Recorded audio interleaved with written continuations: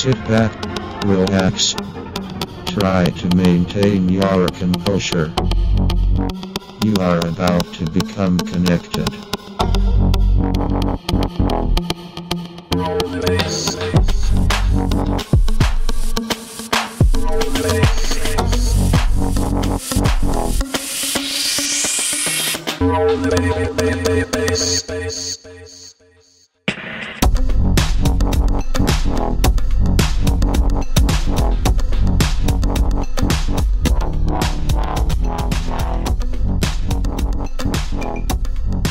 Good evening, everybody. Hello. This is You Are With The Connect podcast, episode 27. And this evening we have with us Solomon Greene. Hi there. Aka Sol, and he is my good buddy from a workplace that we used to work together at, colleagues.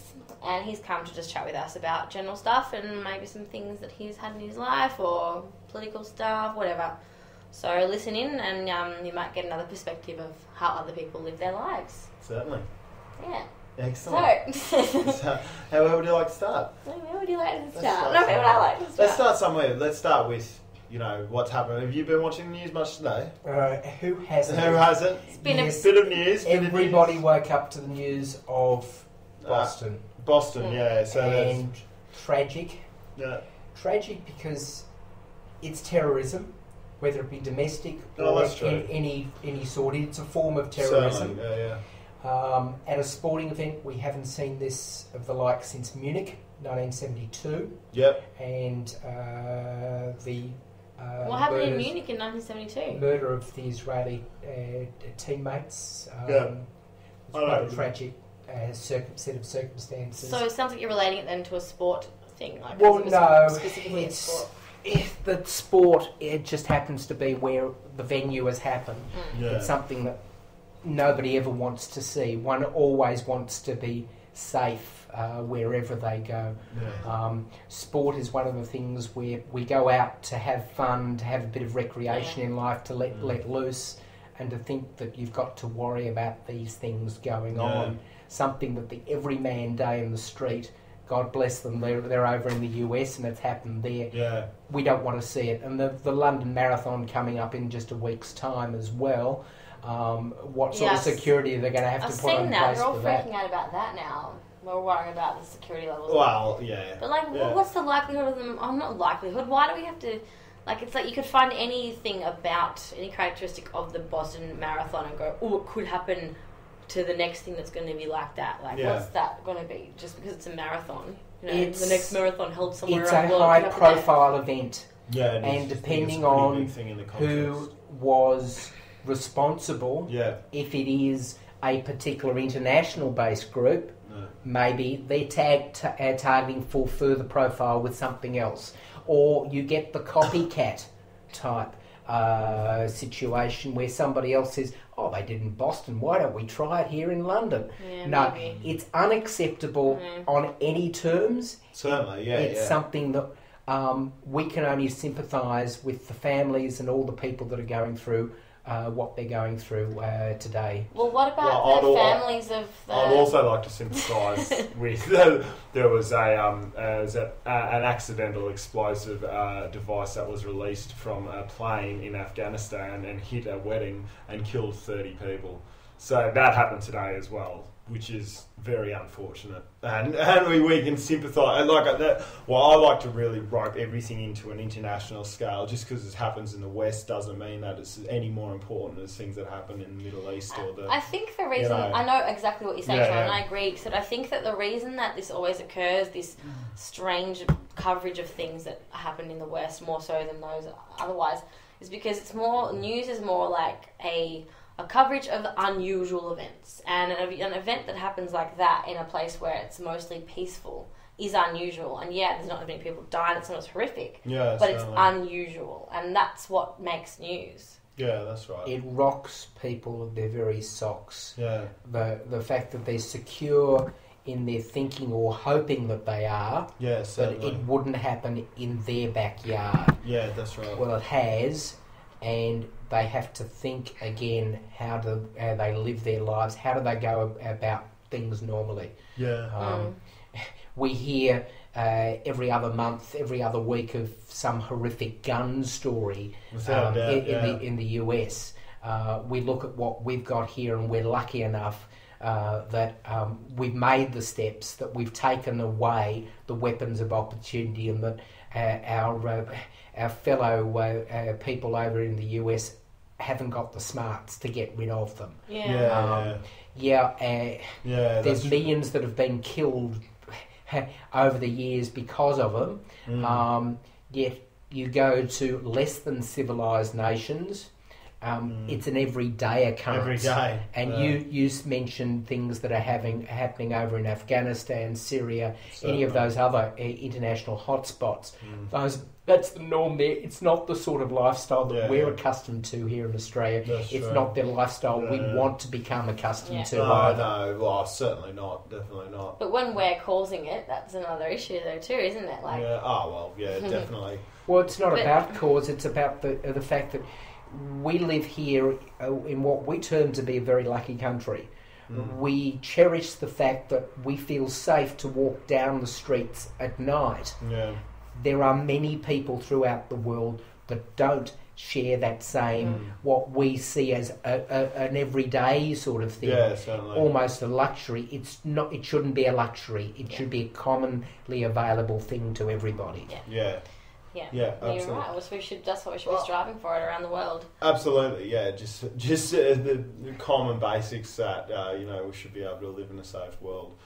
And be fed. And be fed and clothed and housed and so on and so forth. Yeah, well, that's the thing, It's the dream. That's the dream, isn't it? And everyone can afford that. But what do you think about, have they found anyone has anyone claimed responsibility for it yet? No one has. I think it seems like it's probably domestic or a mentally disturbed person or something. I don't know. It's probably got some domestic relation. I think it's probably too small for an organised international terrorist group to pull off something like that. Well, do you think maybe it was just small enough to not harm that many people, like 9/11 did, but big enough to still cause the fear within society? Who knows? So that's why maybe it was.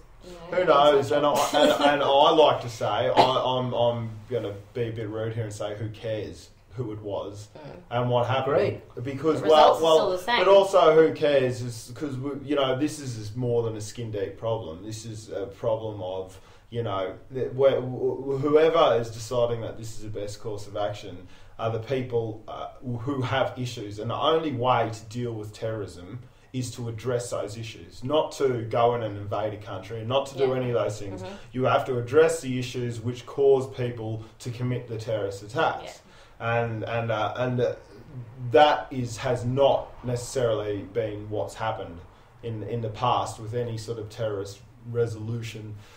Through the Middle East or anything like that. Those issues are not getting necessarily addressed in the time span that, Well, are the terrorists who are committing these things, are they outlining their reasons for doing it? We don't know. It's too early to say. It's all quite interesting. It's at the timing that in the same week of the passing of Margaret Thatcher. Margaret Thatcher, of course, in her time as the Prime Minister of the UK, had to deal with the Ireland problem and the terrorism that went on there. Thankfully, Ireland of today, Northern Ireland of today, is nothing like what it was 30 or 40 years ago. Absolutely not. I forgot that she was. Well, I was in Ireland recently. I went on a tour of northern Belfast and Ireland. What happened? They're Catholics versus Protestants, and Protestants are part of the Republic of Ireland, and Catholics are part of Great Britain. So Ireland's cut into two countries, basically, and one despises the Queen and wants to be a republic, and the other keeps a pound and wants to be part of England. And it's got to do with religion. It's got to do with, only recently, only about 7 months ago or something, there was an anniversary of some major terrorist attack or something, and a group of young kids ran up onto the mountain and over, the border, dropped this big banner down saying, "Not our Queen," and they ran up the mountain and threw them all off the mountain. Yeah. So, stuff still goes on there. but it's nothing like there was. There was something ridiculous like 6,000 bombs, 6,000 explosions, or something. It's 6,000 bombs that were let off during that whole. Yeah, there was like 3 bombs a day at some point. Some of the points of the. Yeah, so I mean, doesn't really matter where it was. I was just really young when that sort of started happening. That sort of stuff. I don't really remember that too well. I just know the details of it. Yeah, but yeah, I don't know. Well, but these sort of things happen. People seem to think that this is the best way to prove their point, but it's been a long time since anything like this has happened to this extent, especially on Western soil. Through an actual explosion at a major event, or enough to cause headlines all over the world, sort of thing. So it'll be interesting to see what happens. Hopefully, another war doesn't come out of it. That's I think the main thing that you can hope with all this sort of stuff. The main thing here is that civilised society does not accept that sort of behaviour as a norm or an acceptable form of continuing life. That this is the same week that starts off for the Jewish community with an event called Yom HaMutz or something of that sort, which commemorates the lives of all those lost in the Holocaust. No one can ever look back and say that was right, what happened there either. Absolutely not. It doesn't matter who is persecuted. Such persecution is not something that civilised society will ever be able to condone, or nor should it. Well, I mean, that's the thing. Like, I mean, we condoning what Israel are doing. No, well, I mean, that's a bit of another story. But like, I mean, the situation that we have with this sort of attack is, something of what we heard Shane Smith say once is that, how do you think? I'm not saying that what happened in Boston has anything to do with this, or the groups who I'm about to speak about have anything to do with it. But he said, how are you supposed to win a war or win some sort of internal battle with a group that is willing to cut open children and put explosive devices in them and send them in because that's the only way they can get a bomb into a place, and sometimes their own children. How in the world are you going to negotiate or try and beat these people? You can't beat them at their own game because that's how far they're willing to go. You just can't beat them. Sting sums it up. Sting? Yeah. Does he? There's no such thing as a winnable war. No, because there's always someone willing to do something more fucked up. Yeah. You do that, I'll bomb you. You do this, I'll send some child in to bomb you. He goes on to say, no such thing as a winnable war. It's a lie I don't believe anymore.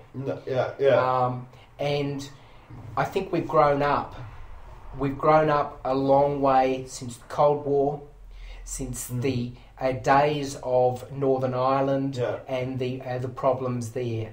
That Palestine and Israel have to find a way to coexist is a fact of life. But where it is now and where it was 30 or 40 years ago, it's like chalk and cheese. It's not happy, but it's far better than what it was. Is it really? But yeah, it is. Certainly is. It certainly is. And that's a perfect example of like what we're talking about at the moment, because you've got Israel, a heavily militarised country with the best air force in the world and some of the best trained personnel, highly funded, mostly by America. And then you've got Palestine, which is running on it's basically a terrorist organisation. No, you can't go that far. Well, I'm the person born of Jewish descent. Sure. And I say you can't go that far as to define Palestine as being of a terrorist background or terrorist intent. Because what you've got are people that are clamouring over their homeland. That in 1946, the State of Israel was formed and able to find the place for the Jewish people. It did have displacement of people that had their own territorial rights as well, but have some claim as well. And the role for the people in the Middle East is to find a peaceful coexistence for the Jewish people, for the Palestinians, Without for a the doubt. Arabs, for Syria, for Lebanon, for Egypt, for all of them. We've got a complete corridor of instability all the way from Egypt round through to Lebanon. Yeah. All those countries are unstable. Yeah. Despotic leaders were falling once every other week only 12 months ago. Yeah, certainly. Revolutions everywhere, But yeah. you can understand why Palestine, if they are was reacting in a just terrorist talking about- fashion, are doing that. Like, they're not exactly... Well, I was just talking about the actual two parts of each country. Like, I mean, the population, a vast majority of the population of Israel don't support what the government's doing, and I'm sure that the vast population of Jordan and Palestine don't support what the terrorist organisations do. I'm sure that they just want to live peacefully, but you've got these extremists. You've got to find... You've got these extremists. Yeah, exactly. Yeah, which, so... And funny that we can go and show that you've got this extremist, much of which is religiously orientated. Certainly, yeah. And it's not within Christian based mythology. yeah, mythology, you can say. It's in another form, but the oldest forms of wars and the oldest forms of fundamentalism still exist within religious-based thought rather than any rational thought. Yeah, certainly. Yeah. And that's the parallels between what we've seen today, which is something that's affected the backyards of the Western world. Yeah. What we see that has happened in the past in Northern Ireland, what happens today in Palestine, none of it's acceptable. No. We've got our government saying that, like the US, our troops will be withdrawn from Afghanistan. Yeah. Afghanistan, which had been the home to terrorist-based organisations, we've done what we can to help them as a nation, but they've got to be allowed to go alone themselves and help themselves. Yeah. So what do you think the best course of action is then for the Western world when things like this do take place, like the Boston bomb, like explosion? We can only reaffirm our absolute abhorrence of such activities. We can only stand strong and work together to try and make certain that it doesn't happen again. It will happen again, but how let's to do that? Let's see that it's not an everyday occurrence. But how else do we do that unless we increase security and live in fear? How are we supposed to? We can't go down that path either. An easy solution is if you want to stop terrorism, then stop participating in it, and that would mean stop being part of, protect your own country, stay out of everyone else's. Yeah. And I think that, history has proven, fall short of saying imperialist notions, but history has proven that countries who try and either legally or not illegally go into other countries and, try to take their resources or do anything, bring the world into disarray. Mm-hmm. And that is why that is definitely a point of contention when we're talking about this as to why there is so much resentment for America and their political interests abroad. But some of that is the notion of forward defence. Is Certainly. Fighting the battle on somebody else's shores so that the battle doesn't occur on their shores. Without a doubt, yes. Without a doubt. The ratio, who knows? Yeah, but when they blatantly lie about certain things that they think are overseas that are threatening us, could threaten us. The Iraq War was a bit of a shame. This is an interesting point. Is it a blatant lie, or is it because of the whole purpose of maintaining national security that you can only tell so much? Because if you did tell the real picture, you'd only be opening yourself up to more problems. Yeah, that's true. There is an expectation when you talk about national security that you don't talk about national security. Yeah. So we just have to trust our government then? Yeah. Unfortunately. I can't believe you just said that. amazingly, you actually do, and you have to trust that their best interests are at heart. But it seems that that's such a ludicrous thing to say this day. Well, that's why perhaps we shouldn't have a government. No one should have one, and no one will be fighting. That's so far out of the thought parameters of so many people.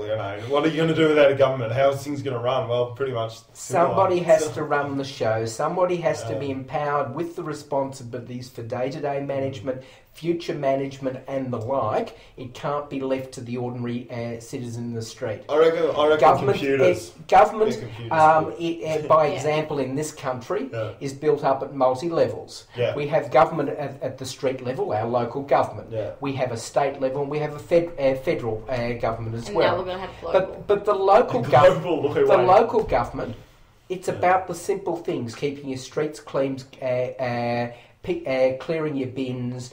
Some of the other services that come to your property, keeping them all running. You know this only too well as you work for such an instrumentality. Scum.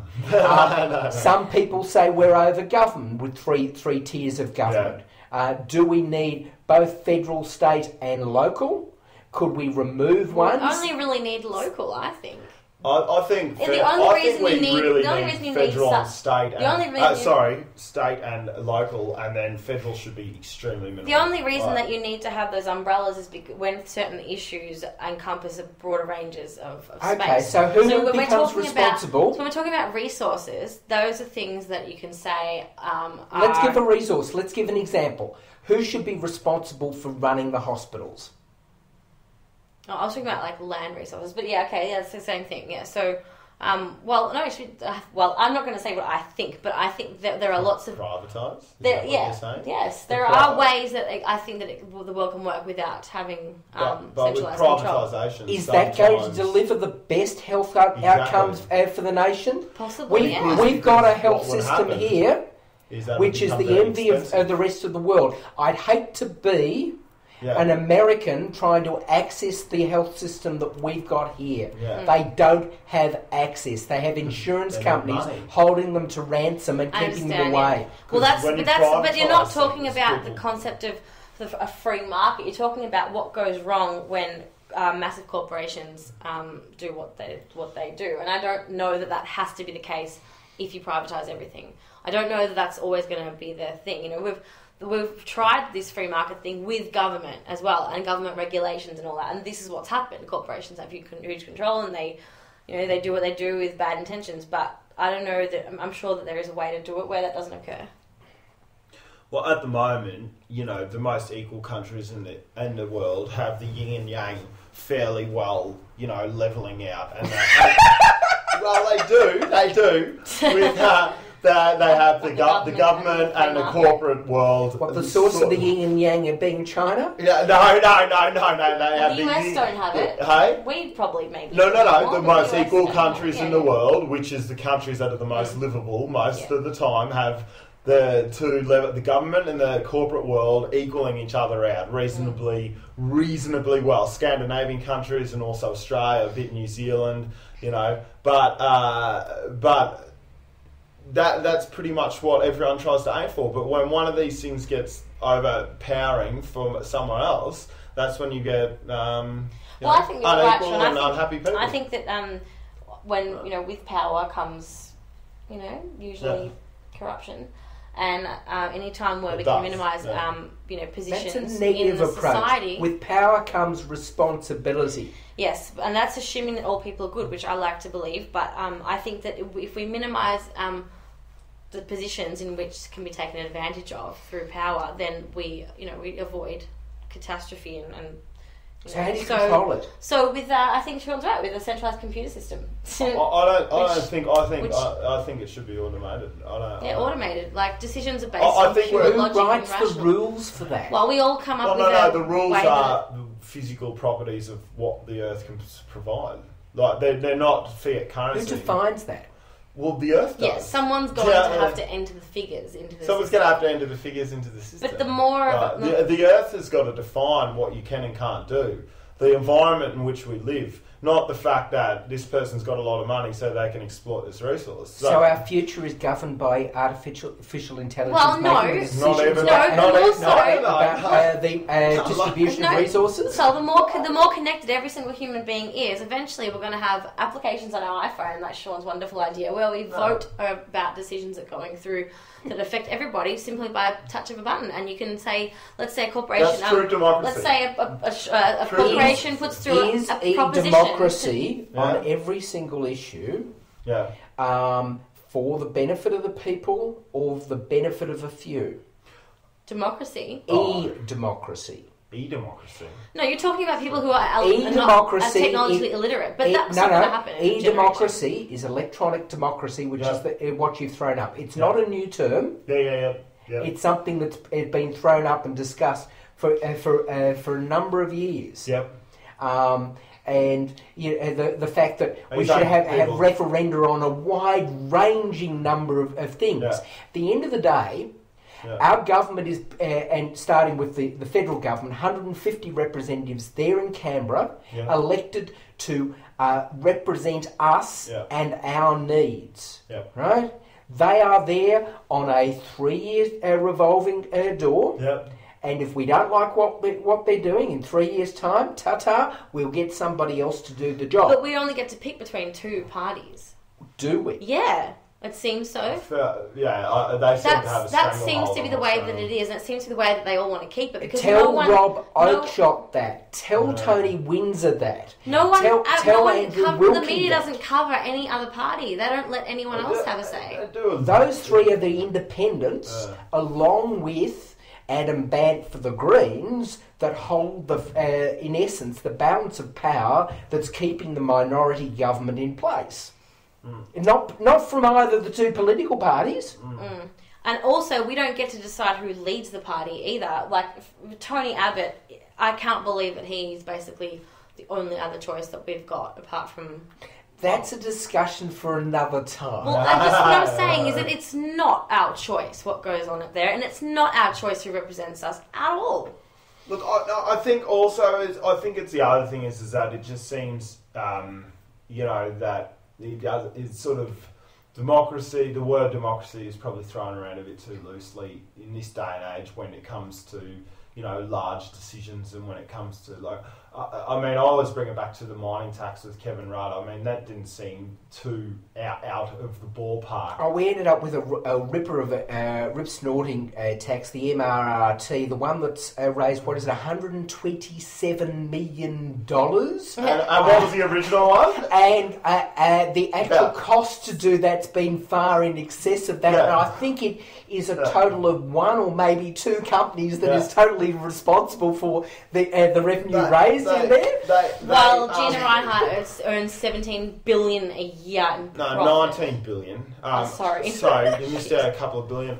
Well, the fact that the mining companies could have put a 20 I think it was a $22 million advertising campaign, and that literally nearly got him, predominantly got him kicked out of office.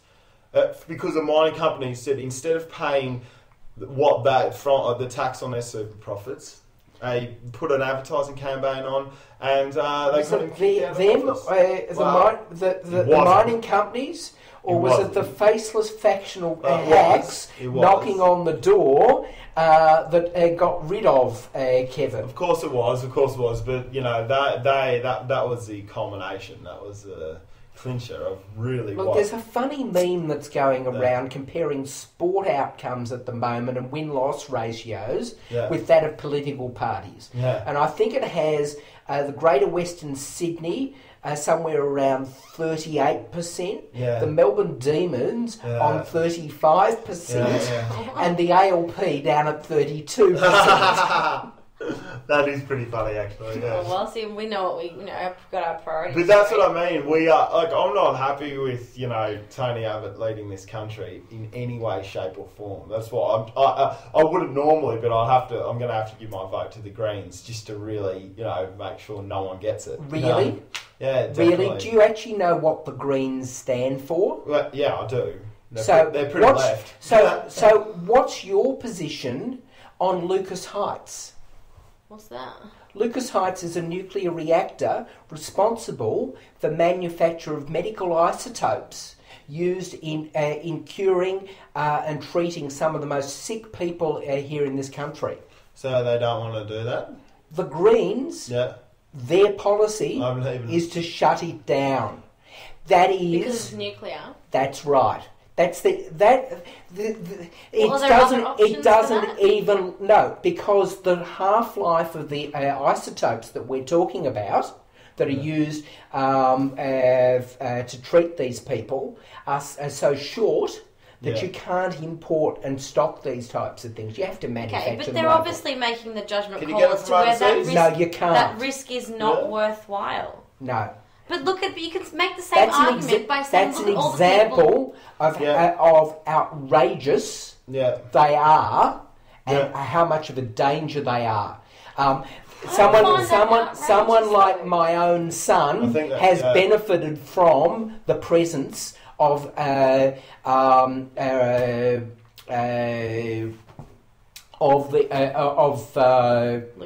Lucas Heights by virtue of his access to those nuclear medicine used for scans relating to his neurological needs. Right? There are no other alternatives. But before that technology was invented, though, the people who would have gained from it aren't able to gain from it. So it's like, it's not... but medicine's always evolving. So, I know, but you have to do it in a way that is... Like, if you can't... If there's a cure for something, but it's damaging... Else? Does it do anything else? I don't know what it does on a day-to-day basis. I can't tell you. But I can tell you from the basis of how it affects me in my everyday life and how it's affected me. Certainly. Right? Yeah, I can imagine. And to me, the Greens are a radical option. I'm not going to go into all their other types of policies and other things. It's not for me to dissect them. I wouldn't be supporting them on the basis of simply something like that. Yeah. I don't know. I disagree. I mean, that's personal for you, and that's why you have such strong opinion about that being radical, because it touches you personally. So it's just like someone, like a political party, having an idea against abolishing, a certain industry, which is going to make them lose their livelihoods and their jobs. So they're going to hate their politicians and all what they stand for, but that's just that because that issue affects them personally. Mainstream politics has to understand what is important to the everyday common person. But everyone is affected by something at some point, and someone has to make the judgment call about what is right for a majority of the people. I don't know, majority is it, or is it looking at more long-term people? And I think the Greens, what they're standing for is that we can no longer sacrifice parts of the environment anymore for our needs, whatever they be, whether they be economic, medical progress, whatever. We cannot afford to risk that anymore. So which government was responsible for forming the Great Barrier Reef as a national park? So, was that Labor? Liberal? I don't know. It was actually the Fraser government. Right. Which was a Liberal government. Not the Greens. Yeah. No, not but I'm the not ALP. saying that the Greens the only one who can look after What the I'm environment. saying is that you can't say just because their name is Green that they actually understand are the best representatives of the environment. I've heard their intentions. I've heard what they're after. They are a far left party who is more in favour of protecting the environment and distributing super profits of corporations to the less needy in the community. And in this day and age, if you're going to break down politics to the brass level, with the inequalities that we see all around the world, that is something that I think everyone has to go, unless you're extremely wealthy and unless you've, all your needs. Sure, I think you're approaching it from the wrong angle. Because I'm looking out for people who are less fortunate than me. For a country to be successful, you want opportunity to be available to all as far as it is possible to be. You want... make the choice. Do you want a fair day's work for a fair day's pay? It sounds pretty good, pretty Australian, doesn't it? Yeah. Do you want a better day's work for a better day's pay? Yep. Which of those sounds better to you? What do you mean better? As in work longer and you have the opportunity You to earn you more put if you more work in, longer? you work harder, you get a better outcome. I don't necessarily think... No, I think that you should be at work for the amount of time which is necessary, which should be like 30 to 35 hours a week. You should go home and spend it living your life. So who provides Yep. the framework Yep. for that job that you're seeking, as you've described? Well, the employer. Okay. And for that employer Or to... the market. Okay. The employer or the market to exist, what's the fundamentals that have to be in place? That everyone else is doing the same. Well, no. You've got to Too have much. you've got to have a vibrant environment where they can be successful, where they can get some basis and reward from it. That's right. And by doing so, they have a capacity to employ, to give you a job, to give you a lifestyle and everything else. Yeah. That they have success becomes the basis from which they can be taxed in the future. Yep. For other benefits to flow back through the cycle into redistribution for other community purposes, provisions of other services and the like. Sure. And that becomes a purpose for government, which strangely enough, where we had someone advocating earlier, let's get rid of government. Well, actually, government actually has a responsibility, an overarching responsibility, to see that we have success in an economy that can provide for all, that gives opportunity for all. So are you saying if a party like the Greens shares wealth more from top to bottom, that we won't experience all that? It doesn't. It's not as simple as that, Sean. I think it's pretty simple. Super profits on companies should be taxed more than lower income, middle income families. That's pretty simple. So you want to change? And I don't think those companies are going anywhere. What you're actually asking for is perhaps some form of stepwise approach to profits from companies. Whereas currently there is a uniform tax rate of, I believe, 30% that applies to companies. Yeah. You're asking for it at a certain level to step up. Like, just as we have a progressive system for individuals, you want a progressive system for companies. Yes, certainly. Okay. No political organisation...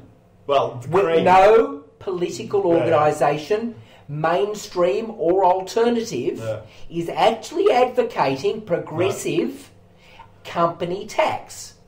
And it would be a world first to actually do so. But the Greens are actually saying that they are going to tax miners. They are going to enforce a tax at So they're going to tax one particular element of the economy rather than the whole economy. Is one of the biggest in Australia at the moment. All I'm saying is I'm talking in generalities of what the Greens is capable of. Well, the role of government is for structural planning, and you can't just target one particular industry with one set of policies. When morally that industry is doing the wrong thing by benefiting from a resource which is everybody's, and they are actually taking it, stealing it from the population, not giving it. I believe that they are. Yeah. I don't believe as much in, and it's probably because I haven't owned maybe a lot of land in my life or anything, but I don't believe in the fact that you get a piece of paper. Get rid of the cat. Molly, you don't like Molly? No. Sorry. Molly, honey. That you get a piece of paper saying that you own X and you're allowed to take what you want and sell it, and just because you're a big corporation, then that is, that's acceptable. And what defines big? What defines big is, I suppose... When is small no longer small? Yeah, look, Well, it's a slippery slope, obviously. It's not a question, It's an age-old question. It is an age-old question. Well, the thing that makes corporations so dangerous is because the bigger they get, the less of a human element they have to them, because the less connection that each level of chain of command has with the actual entire process. And so no one really has an overall way of being able to see what's going on and making a decision based on human perspective and feeling, and a connection to what's right and wrong. Can I suggest to you that perspective is a bit shallow? That some of the better, larger organisations in this country see that they have community responsibilities, Oh, I'm sure there are both some. philanthropic Yep. and participatory, Yep. and are doing so. They're doing so at a number of levels, whether it be charitable, whether it be with their own reform programs on environmental basis, Sure. or other types of things. To tarnish all organisations, irrespective of size, with the same brush is very shallow. Yep. Well, that's not. Sure, that's, sure, you can sure, say that but- to anything. Like, we're not. You know, the We're reason not saying why- everything's like that. The reason why Like saying a bit of all people. things are, the reason why we're talking about this is because of something that absolutely not one person in the world can deny, and that's a term called structural inequality. So the system creates it. There's always going to be people at the bottom if you have extreme wealth at the top, and the wealth at the bottom diminishes more and more and more when the wealth at the top becomes greater and greater and greater. And this is the absolute root cause of everything that's wrong in any society around the world. So how do you want to offer those to opportunities to climb out? Well, I don't like the term, but if, in instance, education was fairer and not just more accessible for the rich, then that would be a good way of being able to allow people, a way of being able to get out of their rut better than what it would be if you had a lot of money in your back pocket. You know, I think it's hard for us, to even cast, any sort of negativity against someone who's pretty much been at rock bottom their whole life. They've been probably raised in an abusive household. They've had no good schooling. They've kicked themselves out of school. They've, had drug problems. They've this and that. And this is a manifestation of the society that we live in. This isn't necessarily an individual thing. I chose this. I want to be a dropout. I want to be a piece of shit. This is the manifestation of what the system does. I am always going to be more of an advocate for, helping someone out rather than saying pull yourself up by the bootstraps and get yourself out of that position.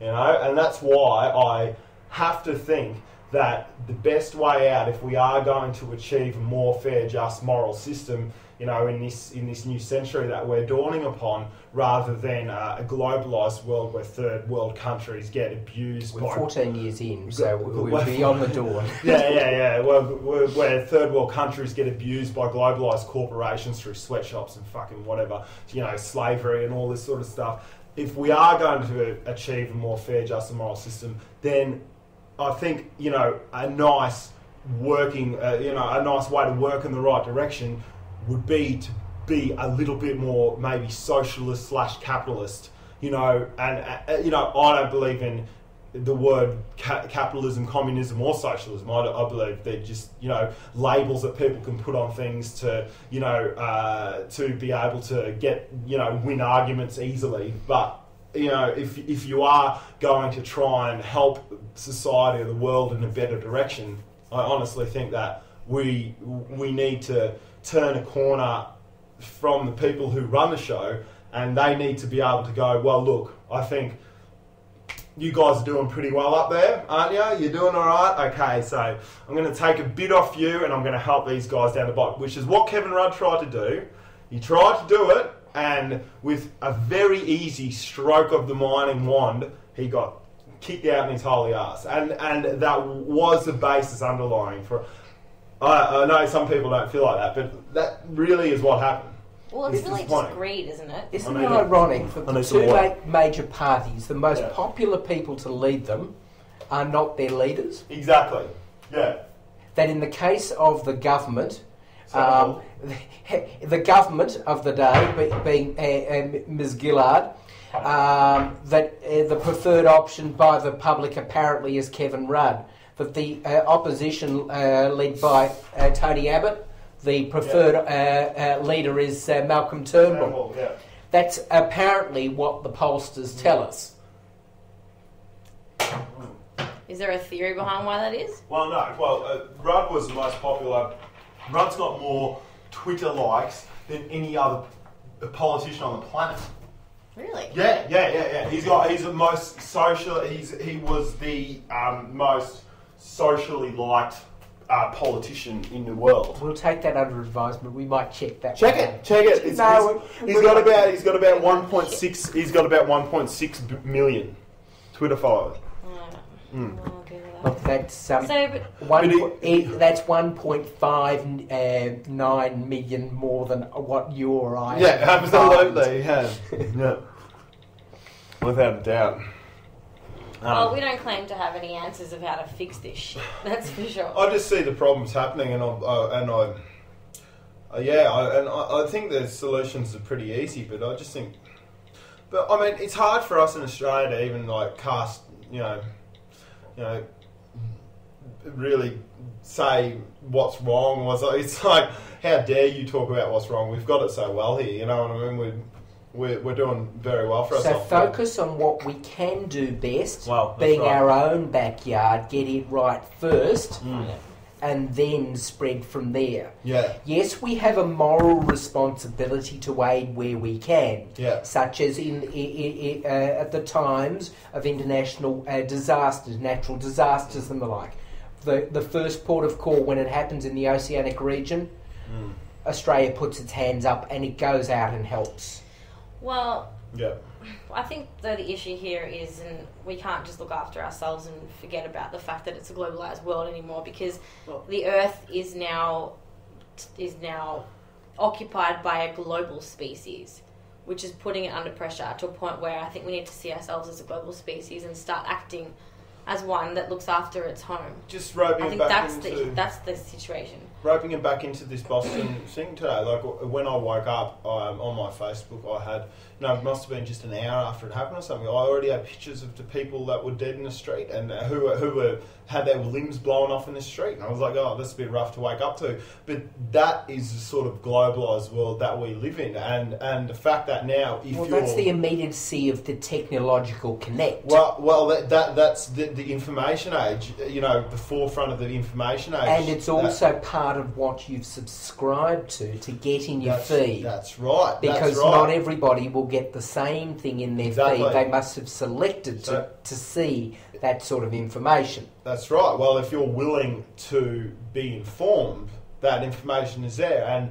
And the people who are willing to be informed are now sort of part of this evolution of consciousness, who are doing things such as these podcasts and going, well, no longer do we have the luxury of past generations of being able to say, I know about that, but it's not really at the forefront of my mind because, it's sort of over there and it's out of the way, and protect your family and then, forget about the rest, hypothetically. But now it's sort of like, this is something that I have to care about. This is not something that we can ignore anymore.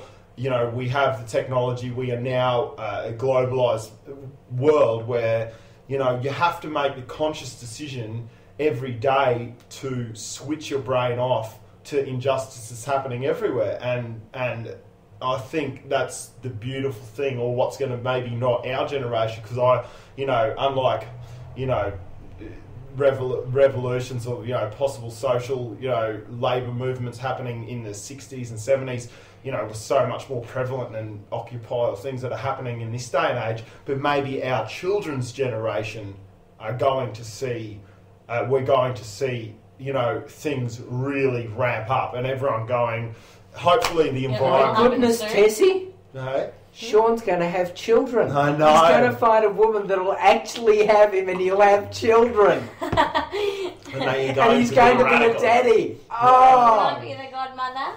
Yeah. Yeah, you can be the godmother. Molly can be the godmother. Well, no, I hope that we get some shit done before we have kids. I don't know. I want stuff to start ramping up before that. I think there needs to be a big culture shock.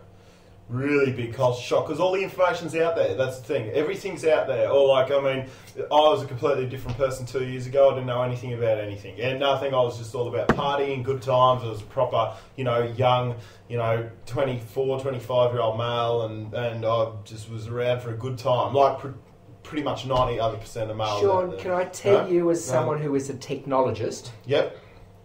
Yes. What has happened with the flow of information in the last 15 to 20 years is it's become more immediate. Yeah. That's the real difference. The information has always been there. We've always had the methods to get it. Surely, yeah. We've been delayed in what we would get. Yeah. Now, it happens on the other side of the world. We know about it now because we choose to be connected to it. Yeah. There are many people that don't make that same active choice. Yeah. That are in the same as now as what they would have been 10 years ago or more. Certainly.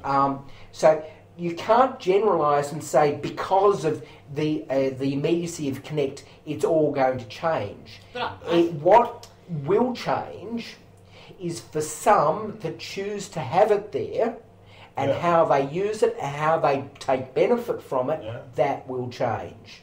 Yeah. There are benefits from it as well. Okay. You take a natural disaster and the tsunami that affected Japan. Yeah. Horrific event. Yeah. But the fact that you had a earthquake event happen off the coast of Japan and the immediacy of the warnings that went out throughout the Pacific Rim and the like is through the benefit of technology. Yeah. Those that were a bit further away could take appropriate action to try and minimise the effects from it. But the natural disaster was always going to happen. Certainly. Sadly, that the closest neighbour to that event, Japan, they weren't in a situation with their planning and they always knew a once in 100 event would always happen with the earthquakes and tsunamis. They know that because that's where they live. They didn't plan for that with their nuclear technology and the like. It got swamped and they've got all the problems that have onflowed from it. It was a foreseeable problem. It was one that their governments and their people by design got wrong. What we can learn from it, however, is that when we put such technologies and deploy those technologies in the future, we won't make those same mistakes. Very quickly after what happened in Japan, the other nations, such as the French, such as the Americans, that have nuclear-based technologies, have gone about saying, could it happen to us? What have we got to do so that we are not in that position again? Isn't there a country who shut down all their nuclear? They're shutting down all their nuclear stations. Yeah, well, Germany, I mean, Germany's nearly 90% solar. But Germany's been doing a lot to invest in renewable technology over the last 10 to 15 years. It's something that this country could learn from rather than having opportunist type programs to put them in. We don't need another pink bats debacle in this country. We saw what happened there. We can better harness solar energy in this country, but it's going to have to happen from the top down. The only way that can happen, the government has to be involved. And at the moment, any subsidies that have been there, and you're the one that looks about who can afford something, the subsidy program could never be targeted to actually go to the people that were going to need it the most, the people that can never afford to put in the systems in the first place. Right. That's We've got to have some better thinking and planning about how we do it. The cost of solar paneling a whole suburb versus the cost of building another power plant. It's like chalk and cheese. It's negligible by comparison. We can affect that change, but we've got to have government with the foresight to make that change. Do you think it's more just foresight? I think it's a bit deeper than that. I don't think it's just foresight. I think there's a lot of lobbying and campaign money and that sort of thing involved in these sort of decisions. Well, some of it will be. Yeah, I don't think it's just as easy as like, this is going to be the best thing for the planet and for society. I'm going to do the right thing. I think it's how did the Germans do it? Well, they just passed laws. They did it all legally. They bit the bullet. And they did it from the top down. Right? Now, So why can't we do that? What's stopping us from doing that? It's like everything else. We are so big and so complex as a country. There are many competing needs. So if we're going to make that as a priority, it's a noble priority. What's going to sit back in the background whilst we do it? Is it going to be the schools? Is it going to be the hospitals? Is it going to be the most needy of our community that are now going to be provided with a disability care? That's the new name for the National Disability Insurance Scheme. Where are we going to take to be otherwise raising the priority on a scheme like that? It's a great thing to have up there, but at what cost? And government always has this hard choice of balancing it to make that. And the thing that screams out most is for everyday needs for the people is their health, is their education. So you're saying we just simply are stuck. We can't have the leverage to perform such an extreme. It's going to need some big, bold thinking, which we haven't done, and finding us a way to do it and balance everything else to achieve it. Nobody wants to pay more taxes. No government will ever be elected on the basis of proposing we pay more taxes. I wonder if it's for that reason. I wonder if that would be a reason that people would be okay with paying more money for. Would it be? I don't know. You've got to have the money to pay it. How much more money we can pay? How much more money can we give in taxes? Can Australians give in taxes? We fucking pay through the nose for everything. How much more can we keep giving? I don't know. Do you know who actually pays the taxes? It's not actually down that bottom level. No, it's the middle class. It's above it. Yeah, it's a middle class. This government's raised the tax-free threshold to something like $18,000, which is, I think, going to be indexed as well. Oh yeah, awesome. It was earning less. it was a major change, but those people, by doing that, are not paying taxes. Now, you raise taxes, you're actually raising taxes of the people that are actually paying them, right? But it's taking from one hand. It's not delivering. It's not the complete sort of things.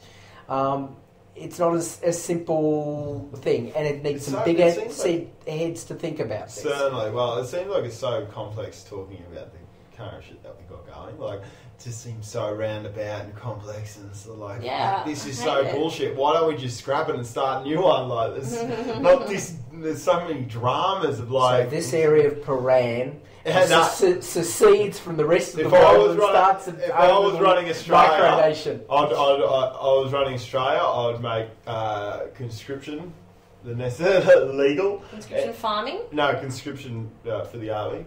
And then I'd make a really big army and make Australia completely self-sufficient there. It's real interesting because if you go back in the history of this nation and the history of conscription, those that have strongly advocated it have been tossed out of government. Yeah, I'm sure they have. Yeah, that's why I'd never make it in. But I'm just saying, to make completely self-sufficient. No, because we've got the country to be able to. I'm not saying we've got a unique country. Let's use it. Let's not import our oranges in from California. Let's not do this. Let's make everything we can ourselves so that we are no longer necessarily attached to the rest of the world we'll make ourselves and their economic systems. Yeah. But what's it got to do with conscription? No, because then people might want to take us over. Okay, so just make because we've got to protect our country. Okay, who are you protecting it from? From, I don't know. Yeah. Anyone. Who? There's another band-aid solution. Band-aid solution. Do you want me to say? Yeah, please. Probably the Indonesians. So it's the Indonesians. Yeah. The fourth biggest country in the world. Yeah. That's right. And we're going to be protecting ourselves because they may want to come over. Because I think if they have a famine, they know where they're going to go. Can I tell you, they know we're not protected. They can just march over any time. Yeah. Well, we're not that protected, no. The whole notion of what is defence and the false barriers and the like depends on civilised society staying within their own, and staying back in their own area. maintaining their own area, Yeah. not criticising to a large extent what happens in somebody else's backyard. That would be nice. We're not going to go into the everyday atrocities that happen in Indonesia and the like. Yeah. They're things we don't want to think about because we're spending too much time trying to worry about our own problems. Yeah. Right? Certainly. So it's better just to assume that everyone's, if they want to come and invade you whenever they want, they can. So might as well just not worry about spending money on defending yourself because there's no need for defence because they can beat you anyway. Is that what you mean? No, I don't think that's what was happening there. Well, imagine if everyone just stood down.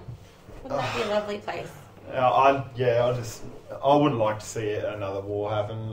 Nobody wants. Yeah, I know. I just think it's getting ridiculous. Sooner or later, another nuke's going to go off, and that's not what anyone wants to see. So where's it going to start? Is it the Korean Peninsula? Is it the Middle East? Well, what's going to happen after the Boston thing? Are they going to find another reason to go to war from that? I hope they they're just don't. waiting for it, aren't they? Surely they can't afford it. I don't know where they keep getting the money to fight these massive wars, these long-winded, multi-trillion-dollar wars. And if you've been to America, you understand that their country is falling to pieces. You're driving down the freeway and there's potholes. Oh, but they're the leader of the first world. Oh, yeah. Their buildings are falling down. The roads are broken. They're literally... Their people are mutated genetically. They're really... Their infrastructure is in quite a bad way. I was surprised. I did not think I'd see what I saw over there. Well, compared to Australia, I think we've got a pretty, good basis to work off here. So if your country is down in the dumps, but I mean, they definitely do a good job at telling their population their taxes need to be spent on the military rather than on their own infrastructure, on their own healthcare or education. When are they going to run out of money again and come to another stymie and get the government to stop it? They're only so many days away from another one of those. I don't know. No, I don't know. They seem to just keep rocking. Yeah. No, I don't know. Yeah, well, good times. It was a bit of a negative podcast, but we got a few good topics out. I hate all those topics. Yeah, they suck, but they're necessary, unfortunately. I don't know what's what. I don't know what to do. I don't know how I'm going to fix it. Yeah. So I live in our own little fantasy land sometimes. Just stay indoors. Don't go outside. It's dangerous out there. Oh, well, is that? No. Have we got anything else to say? We haven't spoken about anything about Soul. Oh, we're happy. We're good. We're good. Right. Yeah. Okay. Okay. We'll go to bed then. Okay, it's the time for bed. Shit. I was just gonna. Alright, yeah, cool. Can you close it off? Yeah, okay. Thanks for listening, guys. It's been really good. It's 9 o'clock. Yeah, it's been really good, and thank you, Sol, for coming and visiting us. And thanks for coming in. Having someone to debate Sean, it's been good. I wish we could have really spoken about some more profound topics. Someone to slap him around the ears occasionally. It's nice to have someone for Sean to talk to about those things. Other than Because I'm just like, yeah, I know.